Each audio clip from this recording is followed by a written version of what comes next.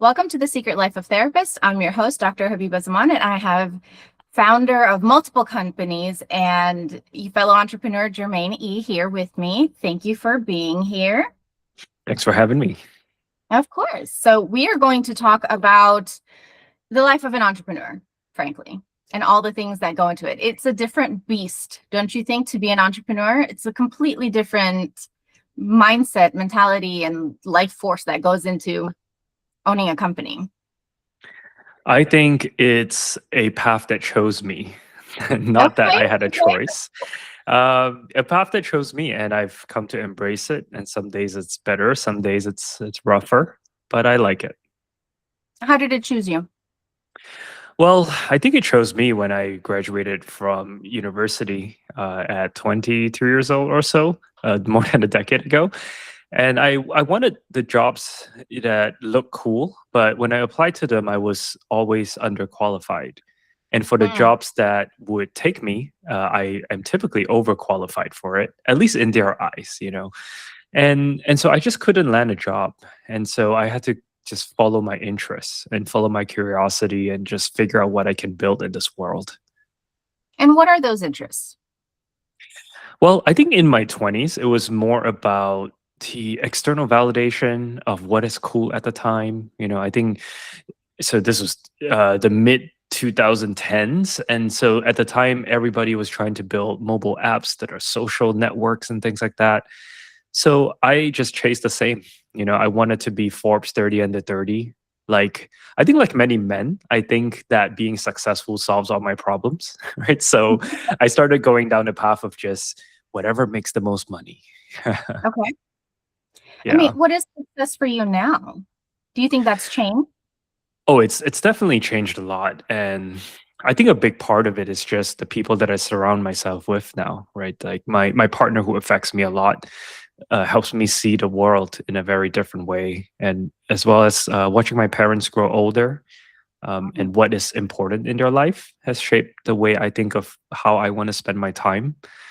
So I would say what changed the most is focusing more inward in just appreciating the time with the people that I love and not trading it, not trading my presence when I Mhm. have a dinner with all the busyness that's going on in my head as entrepreneurs. Well, I think that's very important to distinguish.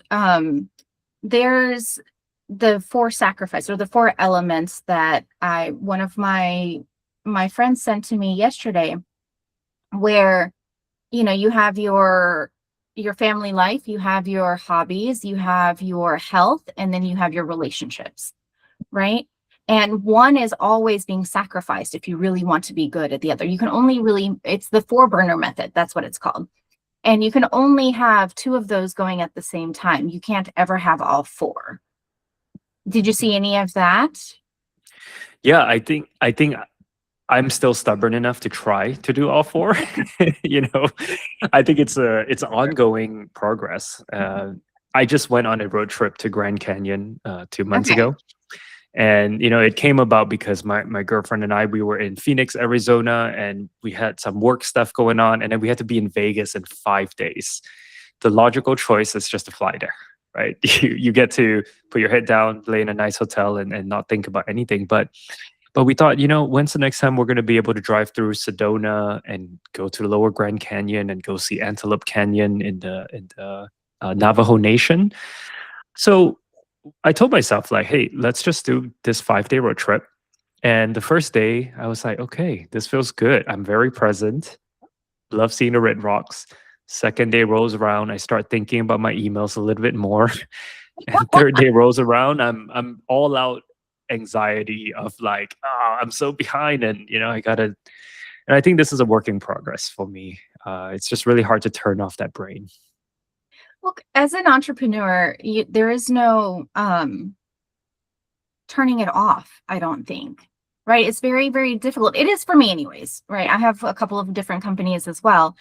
And even though I am a therapist most of the time, I still have my private practice that I run. I have a real estate business that I run, and all this other, I'm an author as well. So I've got my books and blah, blah, blah. So I don't know if that ever turns off in my brain.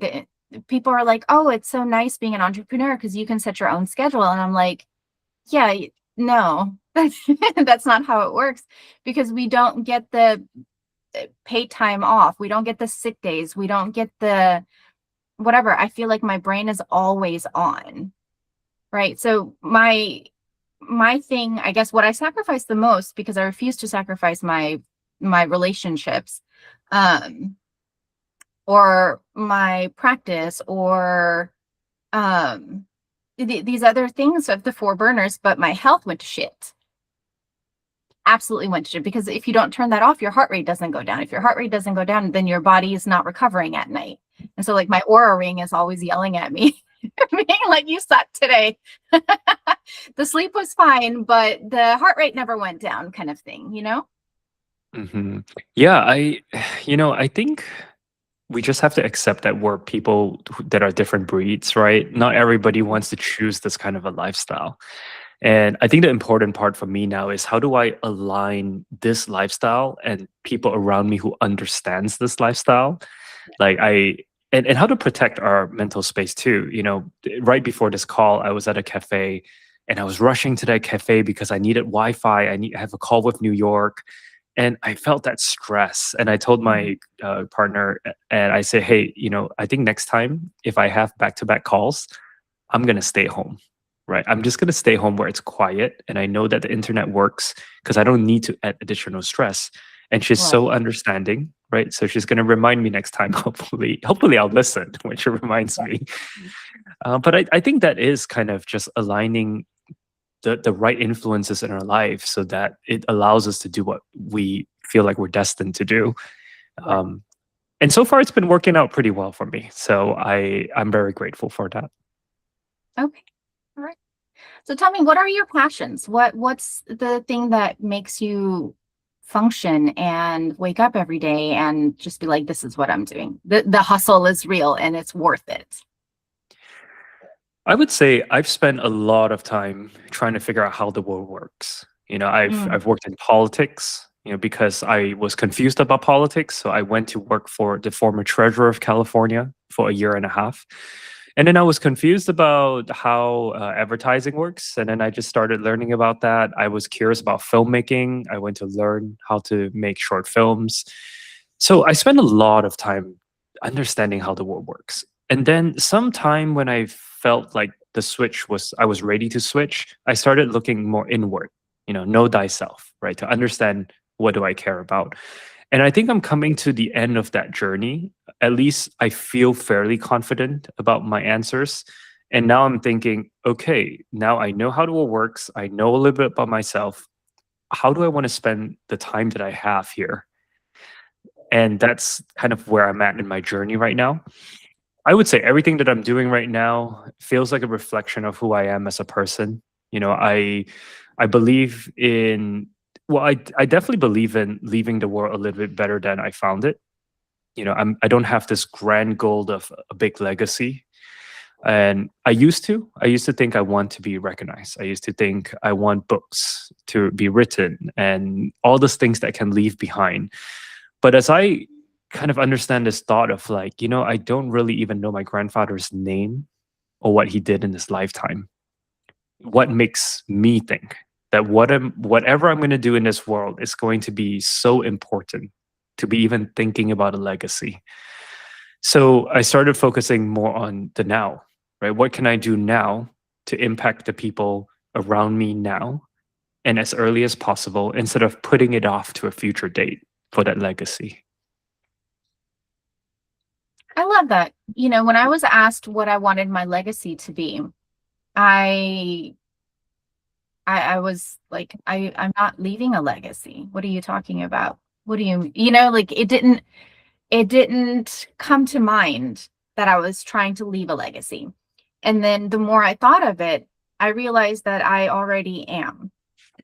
The books that I wrote, the whole point of it is just to have a different voice out there about the topics that we avoid. Um, and, you know,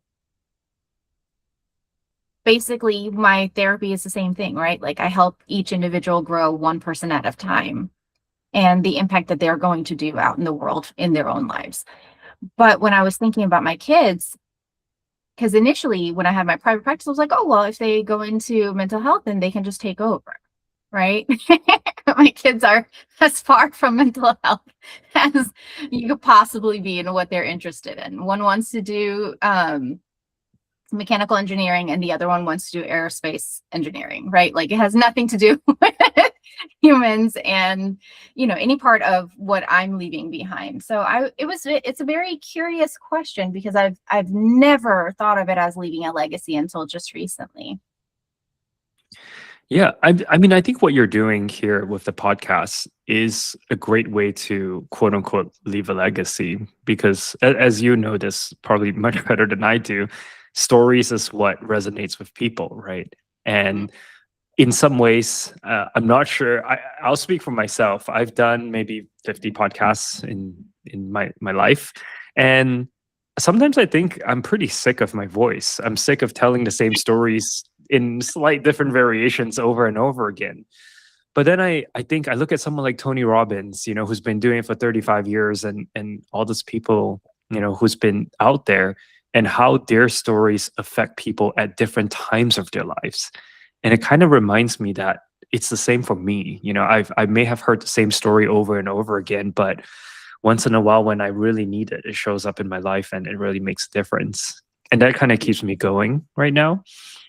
So I do think you are, even if your kids don't, inherit your practice, you are leaving this meaningful impact behind.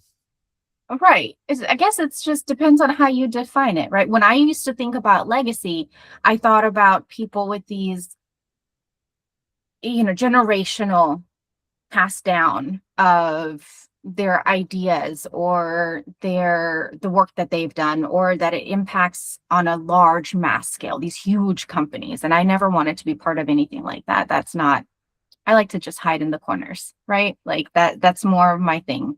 I will draw in whoever's going to need me at that time, if that makes sense. I don't like to be very loud and flashy, even though I'm a very loud ass human in general as a personality. But it's, I'm not one of those like, okay, let me do these huge groups and right. So I never thought of it that way. I think the way we define legacy might be changing. I think it is. I think for a very long time, we see how history has been passed down. And I think with the introduction of the internet, the information comes so quickly. Things are getting challenged. How things are recorded are getting challenged. It's interesting. I used to think that people who avoid talking about death, for example, are generally older people or people with some religious context and things like that.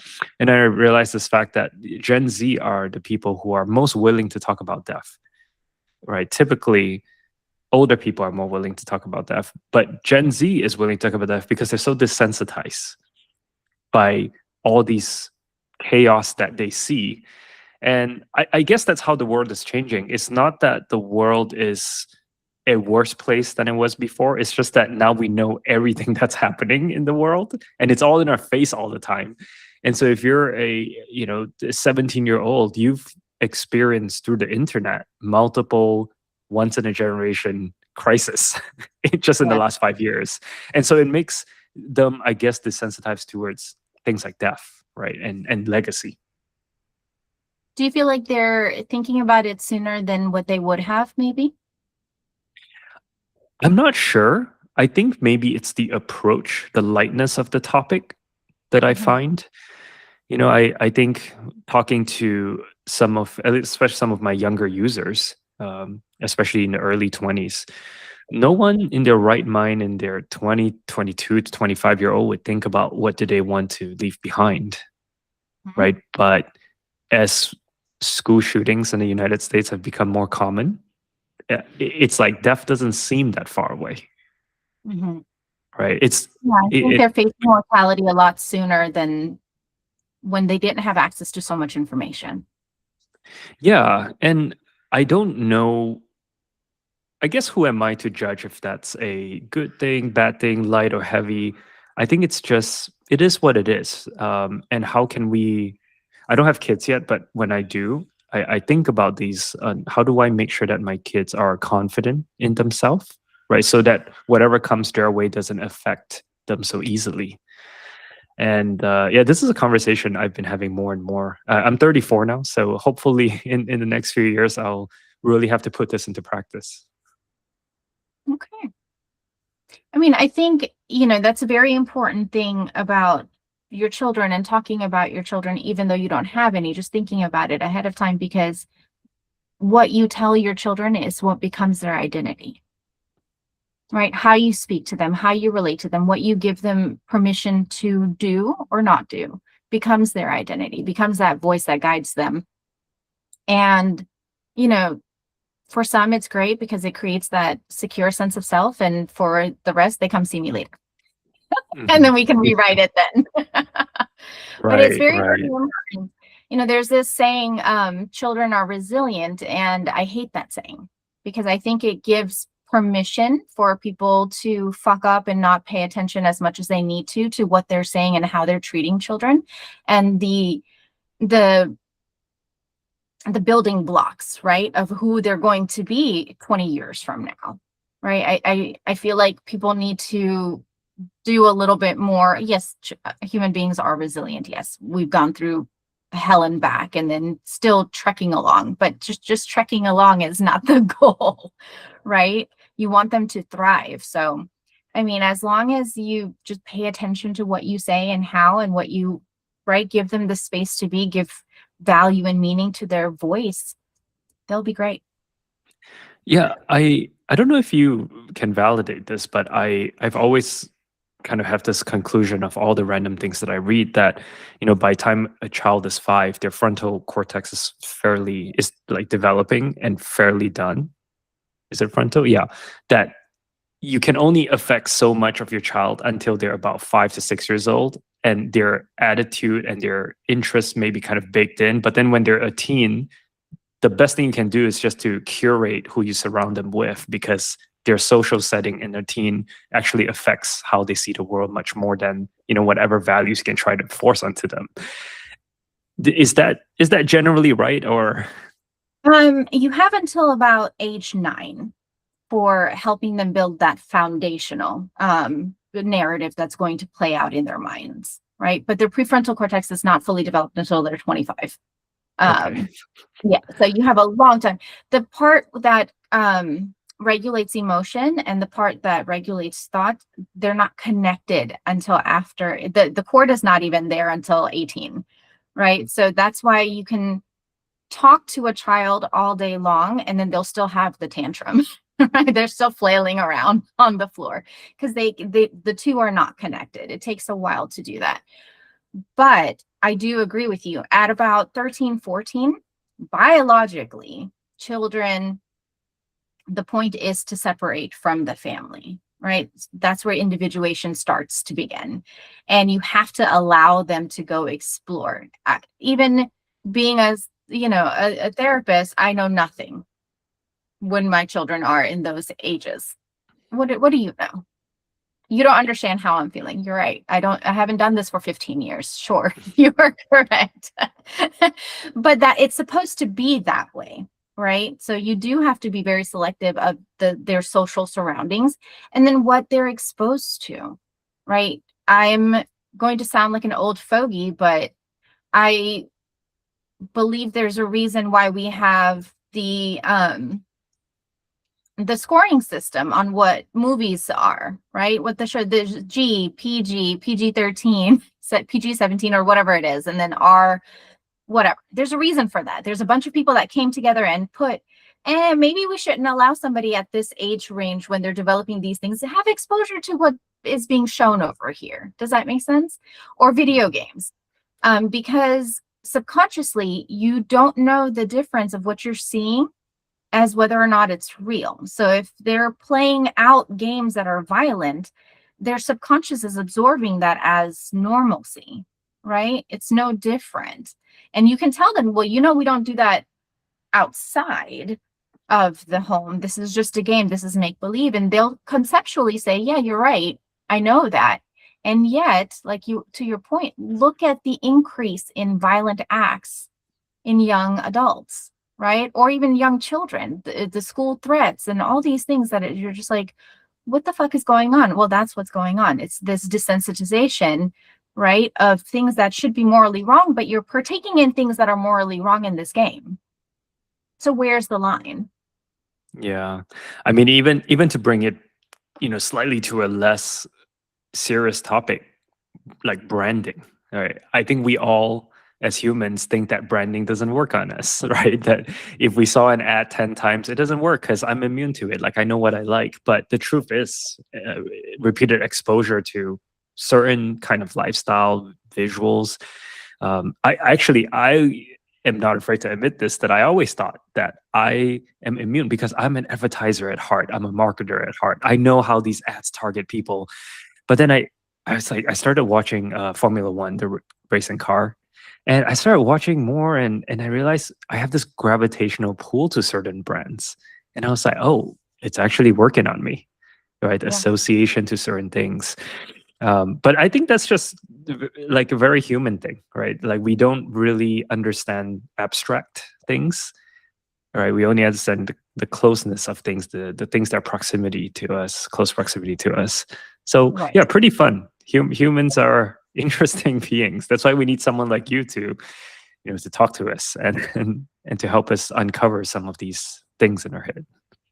Well, that is why I do, I started this podcast in December, because I wanted a different voice out there. There's so much misinformation. There's so much, even just negativity, right, out there with certain things and perspectives and state of beings.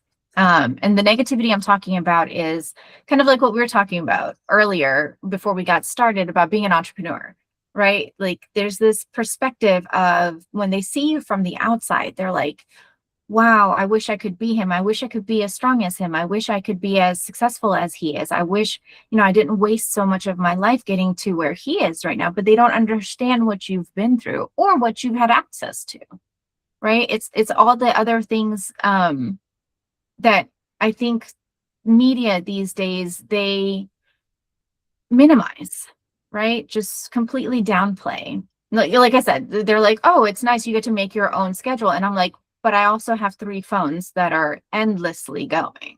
Yeah, And that's why I have phones. you trade at your 9 to 5 so you can work 15 hours a day.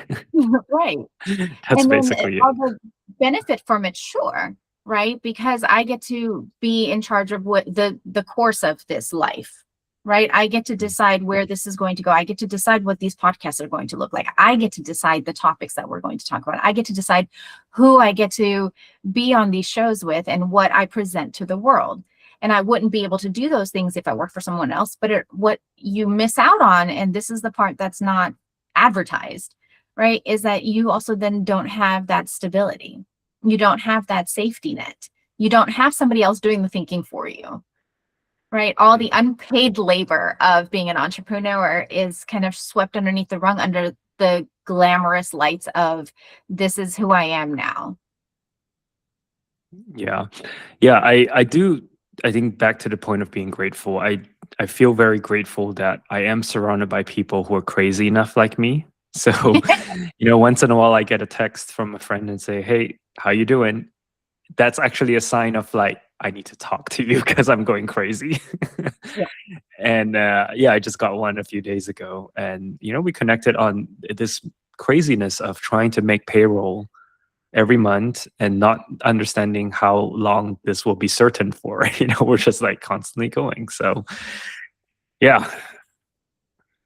And then you have, world changes that impacts it too, right? Depending on the state of the country, depending on the state of the world, it's going to decide what your next month is going to look like. Yeah, and it's fully out of our control. Yeah. Which is the fun part. So much fun. So I think it's important for especially those young entrepreneurs that are starting out. I know someone, and she's been doing her business, and she told me the greatest help to her anxiety was when I was like, yeah, girl, last month I was like, oh shit, what does this? My calendar is completely like halfway empty. What happened? Right. And it's because the government shut down, and a lot of the work that I do is based on immigration. And so people were afraid to come and get their evaluations done. Obviously, they were literally in hiding for a while, but that impacted my business. And her, she said that that was the most uplifting for her, even though I said it in passing. I was like, yep, never know what tomorrow's going to look like. Right.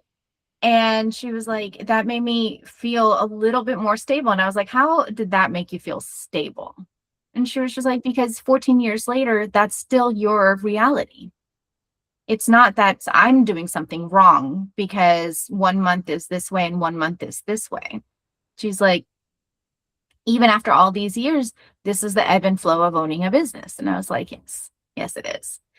That sense of, oh, yeah, now I can just write it out. I don't know if that ever fully comes. I know there's moments of it, but there's also that possibility of it might not, right? Yeah, I was thinking about this concept about being an outsider recently. So my entire life, being Asian American, born in LA, Malaysian Chinese, all that. So I'm Malaysian Chinese, and if you're listening to this and you don't know what that means, is Malaysia is a country with many ethnicities, and Chinese are the minorities. So even if I'm in Malaysia, I'm the minority. I'm in California, I'm the minority. So it's kind of like from the outside looking in. When I got to USC as for my undergrad, I definitely felt like an outsider looking in, and that really shaped who I am as a person because it's that constant desire to be in the inside. But as I look back now, I think being an outsider actually became like a personality trait because what it says is that in that moment, I'm ambitious because I'm going somewhere that isn't comfortable for me, that I want to grow. And probably even better is that being outside means I have something to strive for, to like wake up and keep going at. Because in the very rare moments that I feel like I'm an insider, it means that I'm a little bit too content. And I think being an entrepreneur may be this feeling of a mix of imposter syndrome and a mix of like, constantly moving the Always, goalposts, right? always, So always. yeah, I've really come to embrace this feeling. Like, who am I to create a legal tech app? I'm not a lawyer. Yes, I pay a lot for lawyers these days, but yeah, I do feel like, if someone's listening to this and they relate to this feeling of being an outsider, and constantly looking forward to joining the crowd, whatever that means. Maybe you are an entrepreneur. Belonging. Yeah.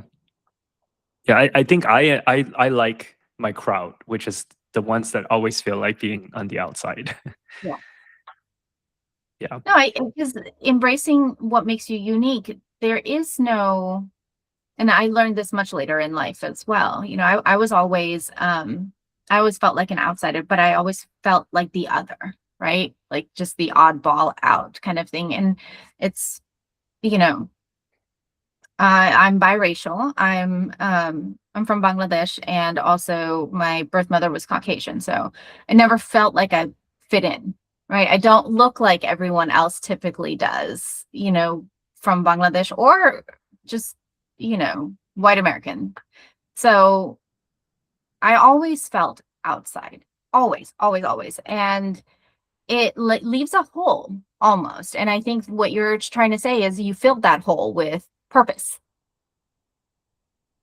of trying to find what's going to be unique to you and what you're going to give back, and then how that's going to then define you, instead of that sense of belonging that it's a human need, right? The sense of belonging is one of those major human needs. We need to feel like we belong somewhere, and then you found your people, you built your tribe on your own.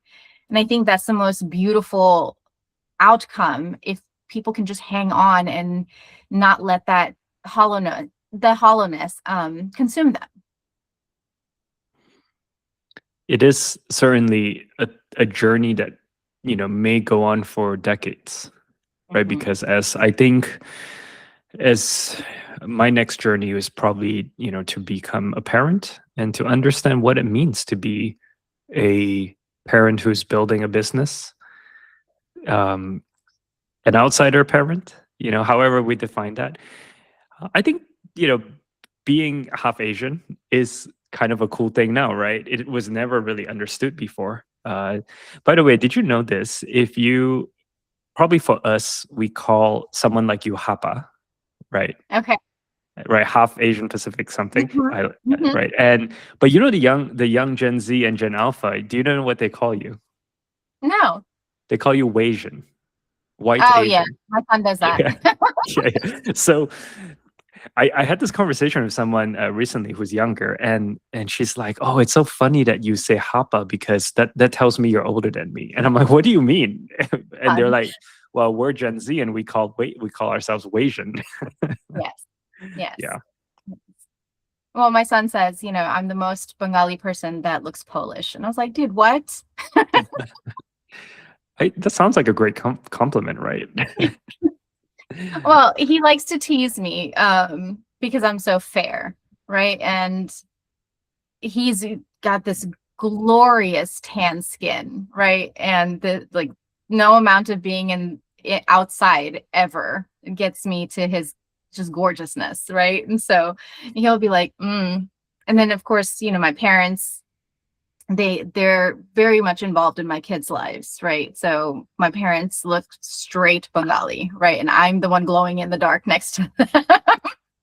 So he loves teasing me about it. And before it used to again add to that sense of being an other, right? Because I physically look so different from any of my family members. And when my children, my eldest was what, in fourth grade, I think, and he looked at this picture that I have with my dad. My dad's, I'm behind him and he's holding my hands up, right? And they were like, "Oh, you're adopted. It makes so much sense now. Of course you're adopted. That's why you don't act or look or," and I was like, no, no, no, mommy, he's not adopted. But we try to make sense of the world and belonging very similar to that. And my household now represents the UN is what I call it. Like we're a huge mix of everything. So that's no longer something that's so defining. Does that make sense? Even though my culture, my Bangladeshi culture, is a very, very defining part of who I am and my identity. I grew up in Bangladesh.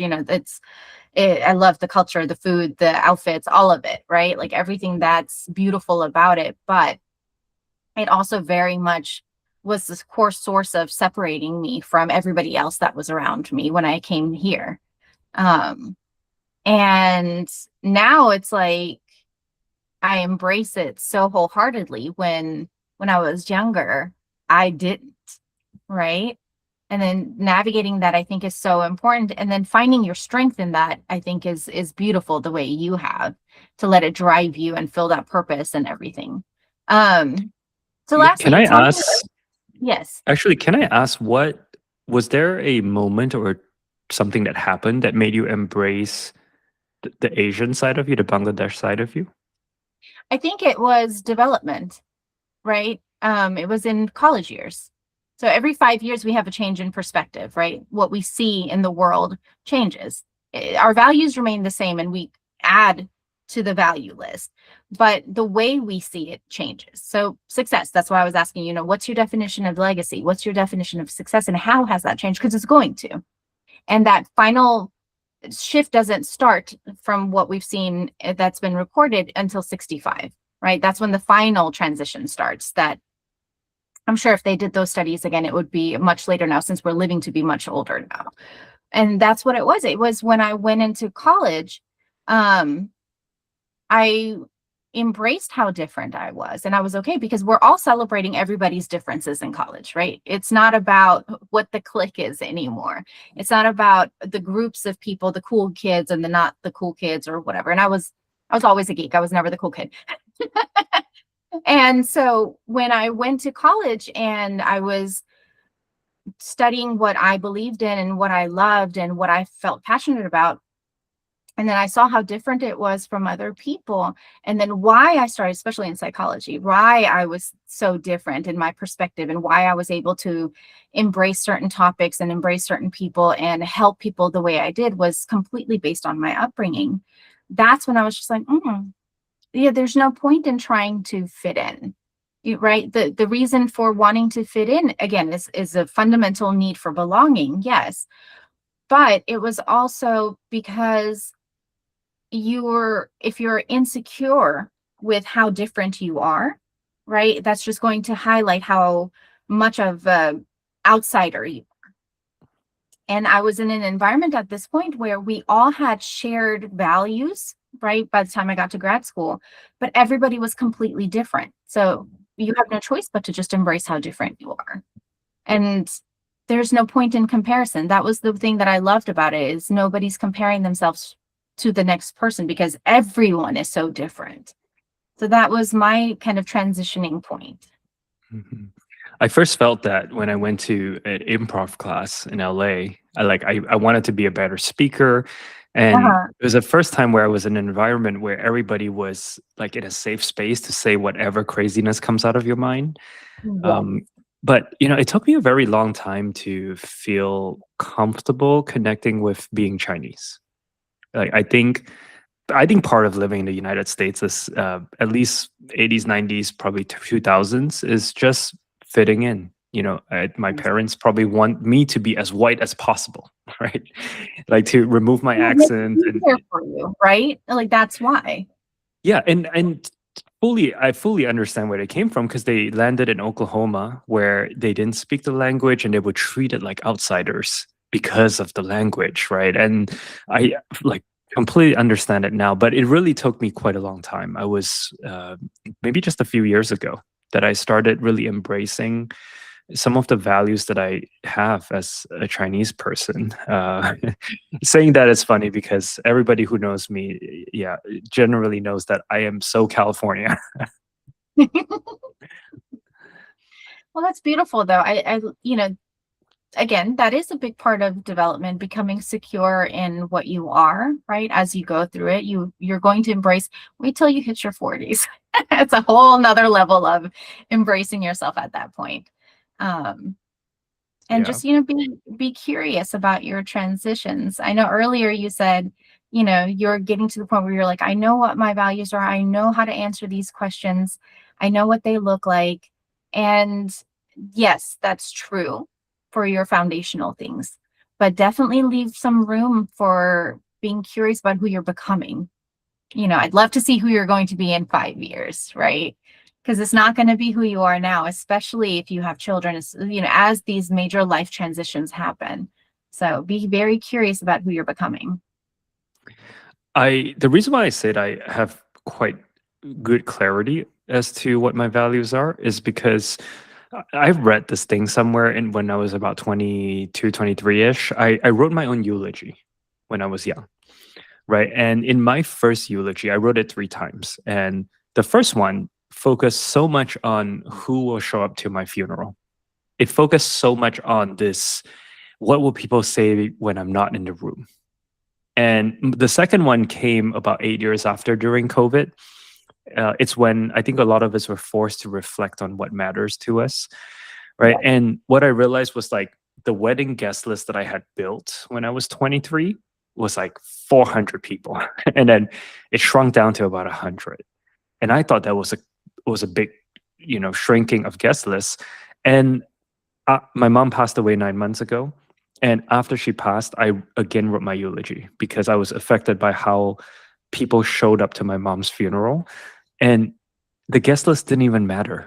It almost didn't matter. Everything got stripped away to essentially what I strive for now, which is when I'm next to my brother, my sister, my partner, my dad, I want them to feel like I'm present, right? That Yes. whatever I do with them, I am present, even if I'm not perfect in whatever they need me to do. And that's currently my goal. That's kind of my definition of like who I want to be remembered as a brother and a partner and a son. I just wonder how this will evolve. As you say, I'm very curious how this will be. Of course, if when I become a father and all that, it will add a layer to it. I think that's the most beautiful thing that you can give to someone, though, is your presence, your attention, right? Nothing shows love and care any more than someone who's paying attention. Mhm. So I think if that's all you do, even that will translate to 1,000 different actions and behaviors that will show love in a way that most people take for granted. So I think that's a beautiful goal. Thank you. Yeah, I can say that I was very creative. I got this when I was watching one of my mom's old friend stand by her coffin, and what they told me after about my mom being present when nobody else was looking. That was kind of what gave me this clarity, I would say, to align my life in that direction. All I can think is what a beautiful legacy for your mom to leave, right? If Yeah. that's how you made people feel, Mhm. it's tremendous. Yeah, yeah. There is a lot. I know I kind of dropped it casually that she passed away 9 months ago. There's so many stories from that 2 weeks of her being in a coma to her death and a funeral that I need to just like unpack and journal down, because I think there's so many life lessons to be learned there. Certainly things about forgiveness and about giving, and also about her own inability to love herself. It was like a lesson that I took away, that I don't think she loved herself as much as I wish she did. I think as a mom, maybe an immigrant mom, she was too concerned of taking care of her kids, that she never really like enjoyed her life as much as I wish she did. So there's certainly a lot to unpack there. And a lot for you to learn, right? Yeah. Just by remembering it and bringing it back and then seeing what you want to do with all that information. Yeah. So, yeah, it's going to be a very important journey for you. And I think it's going to be beautiful for who you are becoming. So I think it's marvelous. And I think it is a good transition for you. Does that make sense? Mhm. Into what you can take with everything that's happened, as unfortunate as it was. Mhm. Thank you for sharing all of that with us. You're welcome. That was yeah, thanks for giving me the opportunity to share that. I think it's always nice for me to reflect back. It's not every day that I think about these things. Yeah. No. And thank you everyone for listening. Stay tuned. We'll see what else comes up. Take care. Thank you.